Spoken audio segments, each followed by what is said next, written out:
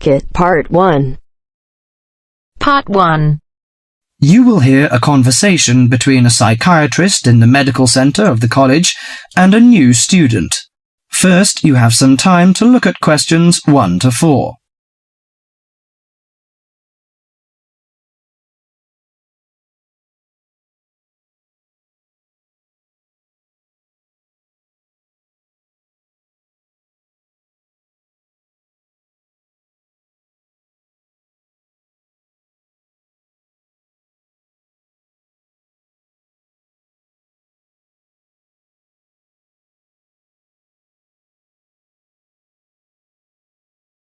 Now listen carefully to the conversation and answer questions 1 to 4. Hello, sit down, please. Thank you. Now, you are a new patient, aren't you? Yes, that's right. Okay, so I'd better get some basic details down first. Right, we'll start with your name. Martin Hansen. Do you spell that S-O-N or S-E-N? Hansen. Okay, and you're a first-year student? Yes, I am. Study in... Electronics, actually. I hope you enjoy it. Thanks. And your address? 2805 Hesperian Avenue, Hayward. 2805 and Hesperian. Yes, that's Hesperian. Hayward, Hayward. And your phone number? 734-246-55. 734-26455. No, you got the 6 and the 4 the wrong way round. It's 24655. Huh? Sorry, right. And, when were you born?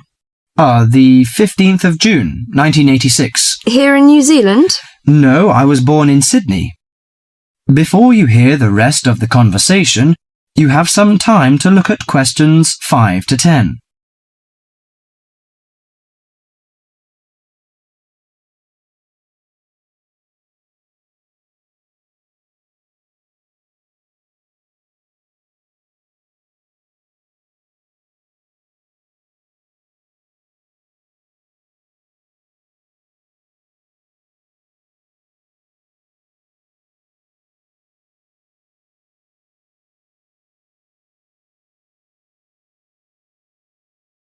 Now listen to the conversation and answer questions 5 to 10.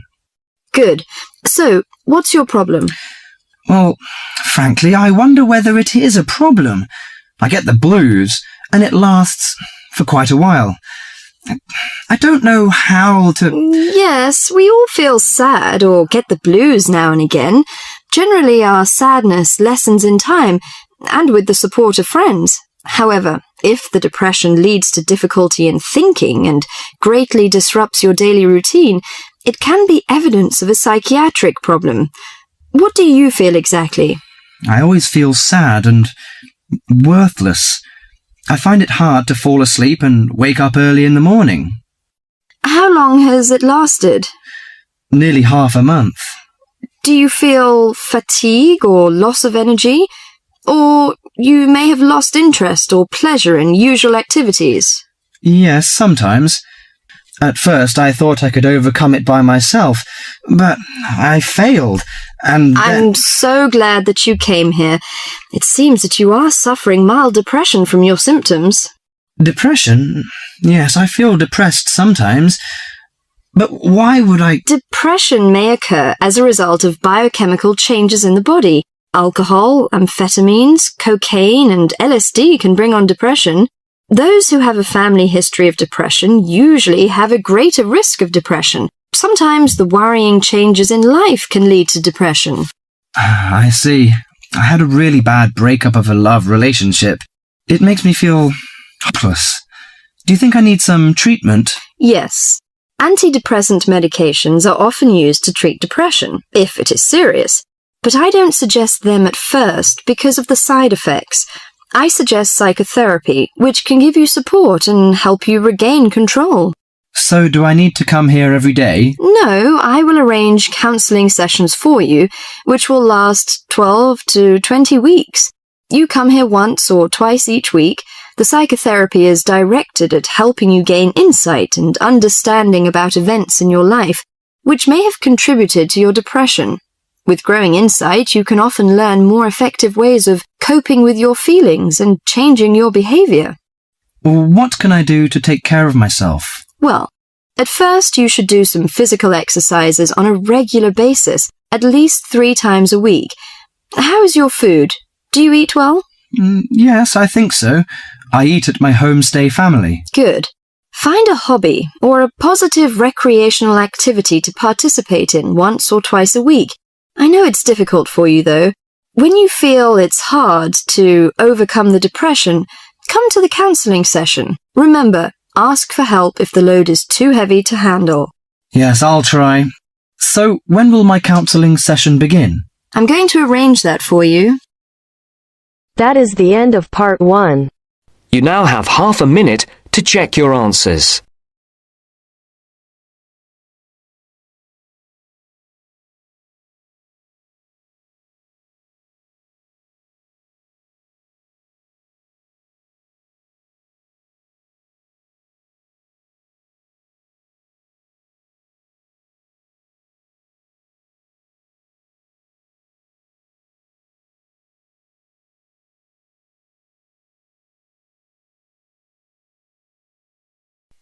Now turns to part 2. Part 2.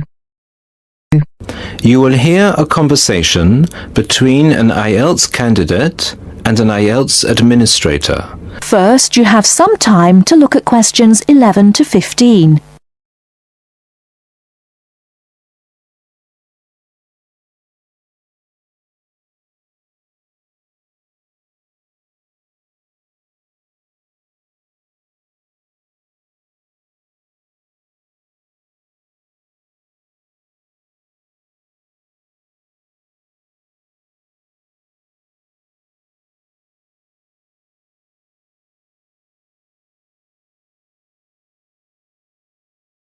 Now, listen carefully and answer questions 11 to 15. Good afternoon. I'm applying for a master's program at the University of Exeter in the UK. I'm planning to register for the Ielts exam at your centre next month. I have some questions I'd like to ask you before I register, if that's okay. Certainly. Would you be taking the academic module? I think so, but I'll have to contact the university just to make sure. You'll probably need the academic because most universities don't accept the general training. And anyway, the procedures to register for the exam are the same for both the general and the academic modules. Good. My first question is whether I sit all parts of the exam on the same day. I don't live here, you see, and for me it would be more convenient to do all the papers on the same day. Unfortunately, the speaking part is scheduled for Thursdays, and reading, writing and listening tests take place on Saturdays. We can't change the days, I'm afraid. That's a pity. Well, never mind. What sort of documents do I need to bring in order to register? You'll have to fill in the Ielts application form and bring an ID, a copy of your ID, and 2 passport-size photos on a white background. Will any ID do? We only accept original passports and national IDs. That's good to know. Did you say that reading, writing and listening are scheduled for Saturday? That's right. Will I get a break in between the papers? I'm afraid there aren't any breaks between the papers. Each paper takes an hour to complete, so it's 3 hours straight through.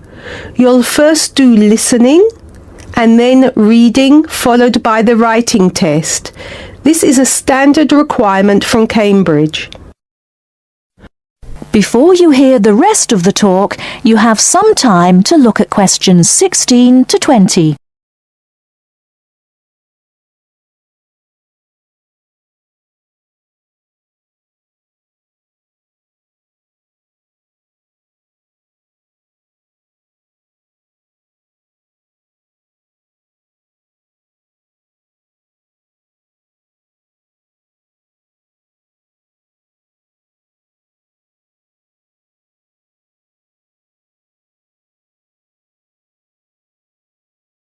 Now listen and answer questions 16 to 20. Okay, and how soon after the test can I pick up my results? It takes 13 calendar days for the results to be processed. Can you let me know how much it is and the form of payment? The examination fee is $200. You can pay by credit or debit card. We also accept checks. We only accept cash as a form of payment in exceptional circumstances. And one last question. Can I mail you the application documents? Certainly. You can send all the documents by registered mail to our address, 47 Clover Place, New Rochelle, New York. Could you spell New Rochelle for me, please? Certainly. Newrochle.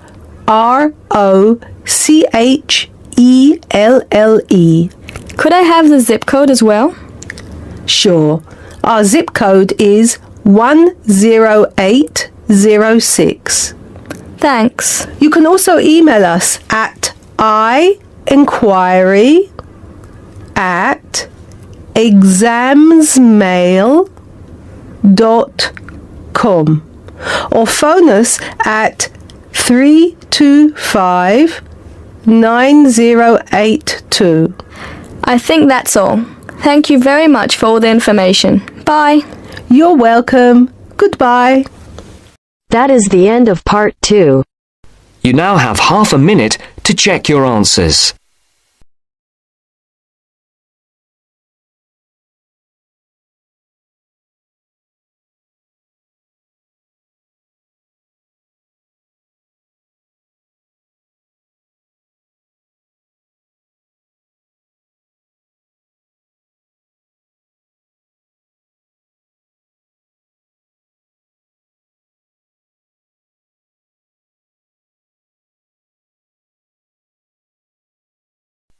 Now turns to part 3.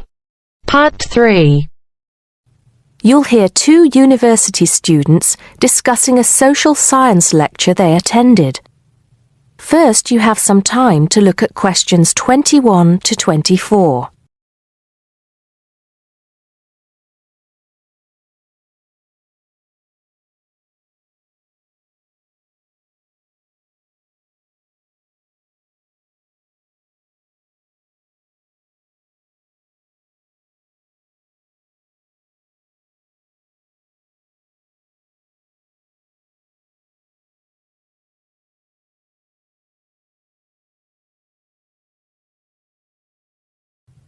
Now listen carefully and answer questions 21 to 24.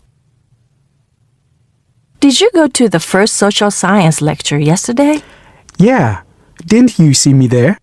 No, I was trying so hard to understand the lecturer. What didn't you understand? A lot of it, really. For example, he said we needed to study history as part of the course, but I didn't get why. You probably missed it. He said early on that we need to learn from our past mistakes. Right. But he also said we need to put ourselves in the place of our ancestors. Why is that? I think the point is that it's not enough to know how they lived and what they did. We need to know what they thought. I see.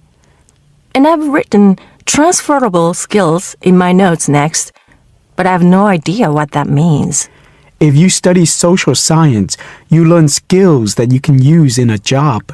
Oh, right. Is that all? Okay, but why is that? The point he made was that in studying social science, you use a flexible and adaptable approach to learning. Before you hear the rest of the conversation, you have some time to look at questions 25 to 30.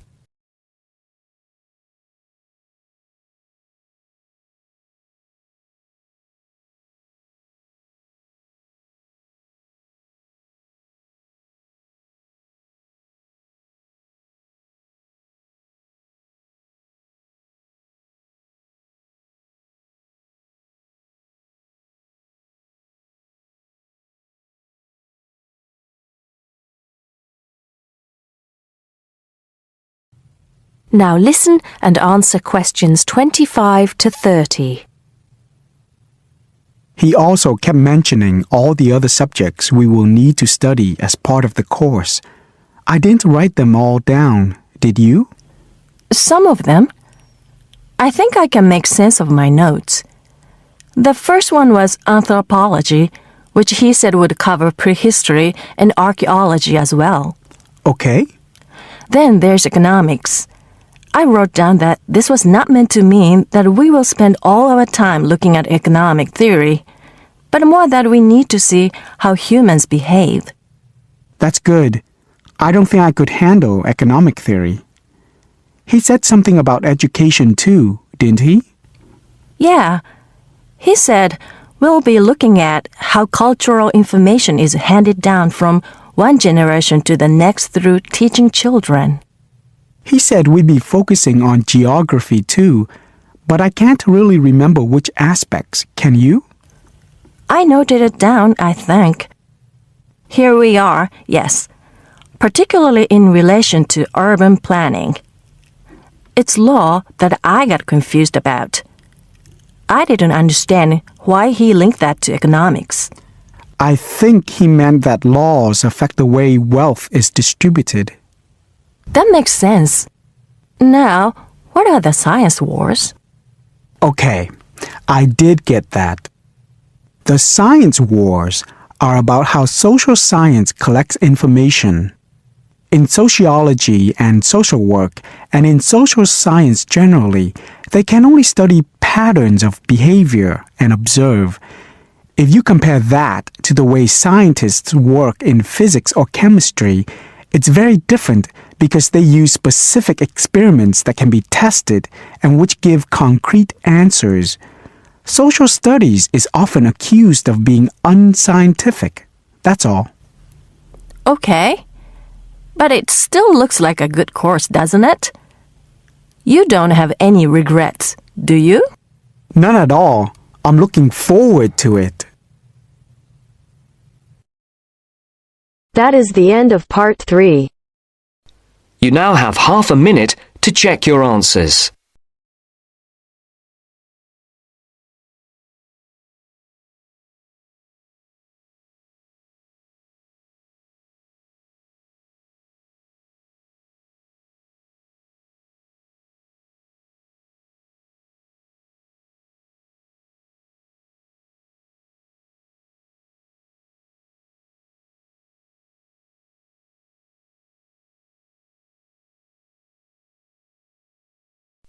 Now turns to part 4.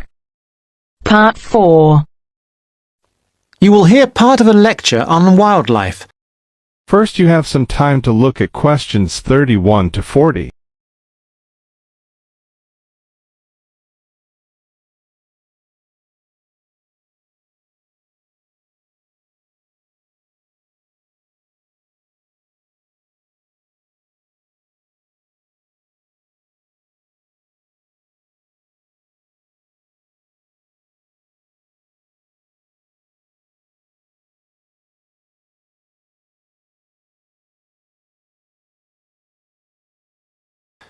Listen carefully and answer questions 31 to 40. Thousands of exotic plants and animals have been introduced into the British Isles over thousands of years. These newcomers compete with native species for resources and can also cause major changes in the wildlife and in the habitats of our countryside. The problem is not just British, of course, but global, and it has been going on for centuries. One good example of this I'd like to mention today is the European starling. The starling to us in the UK is a fairly ordinary little bird, about 12 inches long. In flight, it appears to be black or grey with tiny white spots. So it's a very ordinary looking, almost dirty looking bird. It nests in trees and buildings and can be found in the country and in towns. It travels in large flocks, leaving the nests in the morning and returning in the early evening. It feeds on insects and fruit. Its native range includes the British Isles and Finland, but it is also found in most of Europe and parts of Asia and Africa.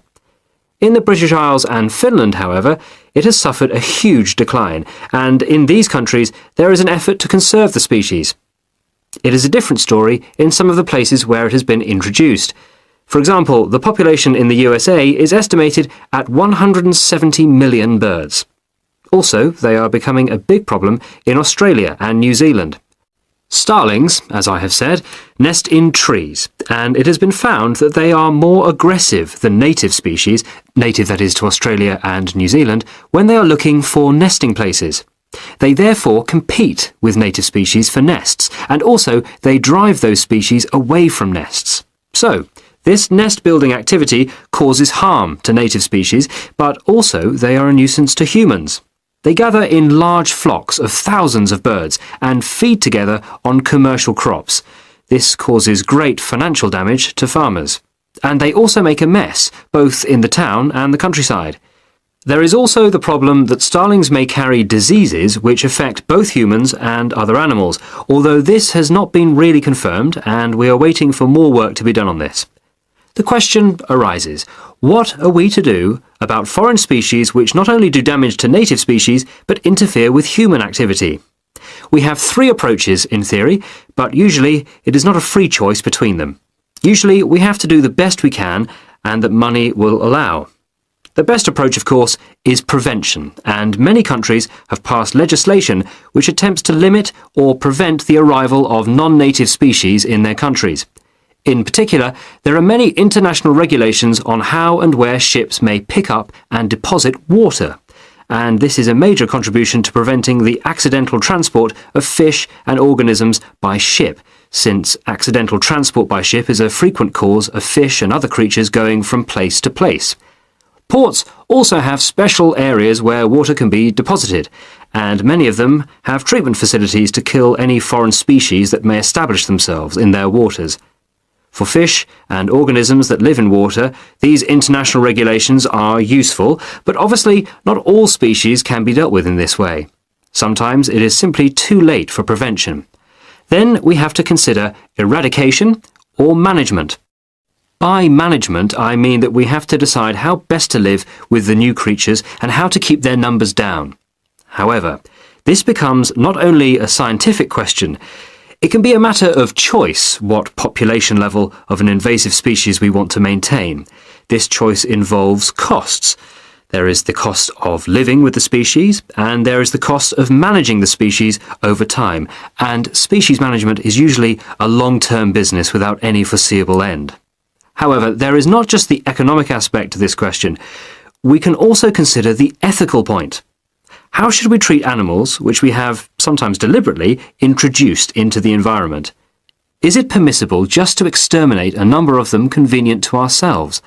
The most important decision has to be made in the political forum, whatever considerations go into the making of that decision. These questions are relevant also to the approach of eradication, which is another option, but which does not have an encouraging history.